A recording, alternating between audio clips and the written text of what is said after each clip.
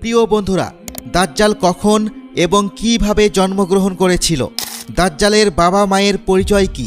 হযরত সুলাইমান আলাইহিসসালামের যুগে জিন ও মানবের মিশ্রণের মাধ্যমে দাজ্জাল তৈরি হয়েছিল, এমনটি অনেক স্কলার বলে থাকেন। আজ খুবই তথ্যবহুল ভিডিও নিয়ে হাজির হয়েছি, তাই ভিডিওটি অবশ্যই শেষ পর্যন্ত দেখতে ভুলবেন না।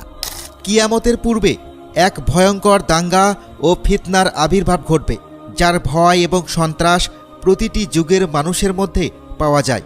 যদি কখনো সাহাবীদের মধ্যে এই ফিতনা ফাসাদের কথা আলোচিত হতো, তাহলে তারা কান্নায় ভেঙে পড়তেন এবং আল্লাহর কাছে আশ্রয় চাইতেন।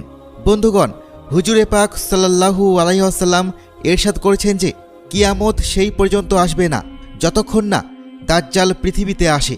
দাজ্জালের আগমনের চিহ্ন ও তার চেহারার ব্যাপারে হুজুর সাল্লাল্লাহু আলাইহি ওয়াসাল্লাম ইরশাদ করেছেন, দাজ্জাল হবে খাটো ও কুৎসিত, এক চোখ অন্ধ হবে, দুই পা বাঁকা হবে, তার শরীরে প্রচুর পরিমাণে লোম থাকবে, তার মাথার চুল হবে কোঁকড়ানো এবং তার গায়ের রং হবে লাল বা বাদামি, তার নাক হবে তোতা পাখির ঠোঁটের মতো এবং তার কপালে কাফের লেখা থাকবে, যা প্রত্যেক মুসলমান পড়তে পারবে, তারা পড়াশোনা জানুক বা না জানুক।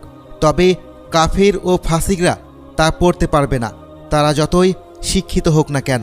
দাজ্জাল যখন পৃথিবীতে আসবে, তখন সে মানুষের সামনে নিজেকে সৎ ও ধার্মিক হিসেবে উপস্থাপন করবে, যাতে মানুষ তার কথা বিশ্বাস করে, কিন্তু ভিতরে সে কাফিরদের মতো নির্দয় হবে। প্রথমে সে নবী হওয়ার দাবি করবে এবং যখন তার অনুসারীরা বৃদ্ধি পাবে, তখন সে নিজেকে খোদা বলে দাবি করবে। দাজ্জাল এক বিশাল বাহনে চড়ে পৃথিবী জুড়ে ঘুরে বেড়াবে, যার দুই কানের মধ্যবর্তী দূরত্ব হবে প্রায় 120 ফুট। বন্ধুগণ, দাজ্জালের কাছে অসীম শক্তি, সম্পদ এবং ধনভাণ্ডার থাকবে। পৃথিবীর বেশিরভাগ নদী ও নালার উপর তার অধিকার থাকবে। তার অনুমতি ছাড়া কেউ পানি পান করতে পারবে না।